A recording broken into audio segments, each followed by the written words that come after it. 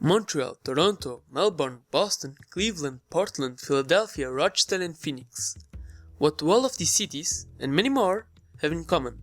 They all possess some type of memorial to commemorate the lives decimated by a historic tragedy that faced in the 19th century.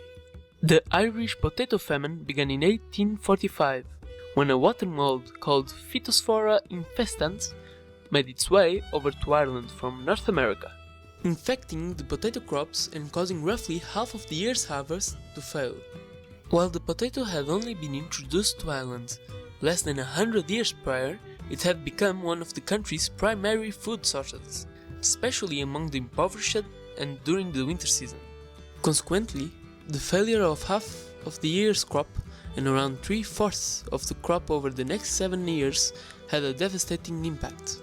With the harvest never fully recovering until around 1852, many of Ireland's tenant farmers were not only unable to feed themselves adequately during the famine, but they could no longer pay their landlords. Their landlords were no longer able to support the farmers due to the financial burden the famine was putting on themselves.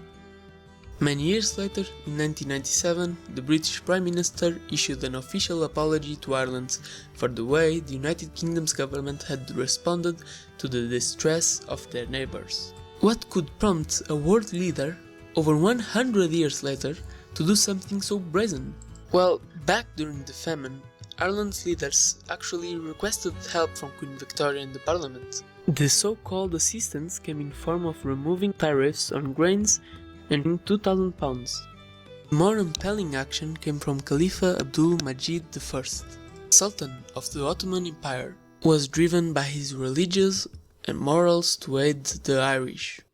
He first announced that he wished to send £10,000 to the victims of the calamity, which equals to nearly £800,000 in today's economy.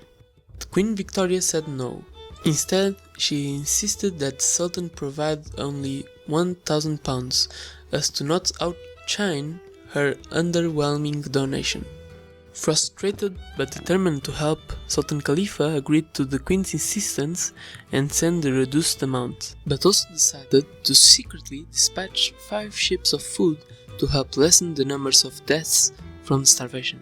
The British government attempted to intercept the ships bringing aid and stop them from arriving in Ireland. Fortunately, the British failed, and the Ottomans were able to dock at Drogheda harbour and deliver their goods to the Irish people.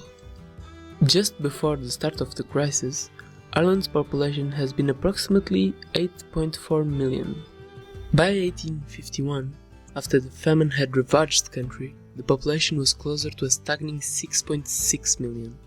It's estimated that around 1 million citizens perished from either starvation or disease brought on by malnutrition, while another 1 million or more fled the country to seek refuge in places like North America or Great Britain.